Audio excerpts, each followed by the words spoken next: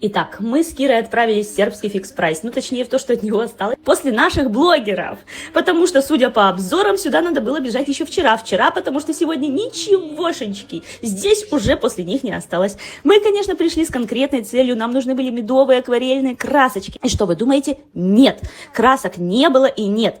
Замаячили же на горизонте, но нет.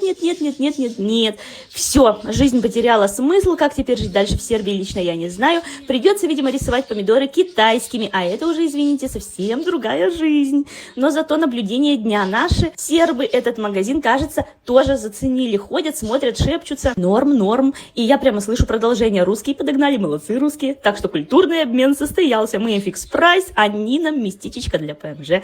А нам еще бы красочки акварельные, медовые, почти заморские. И вообще, кажется, все будет хорошо. А, кстати, красочки акварельные, медовые в Сербии я все-таки нашла. В следующем Reels расскажу где.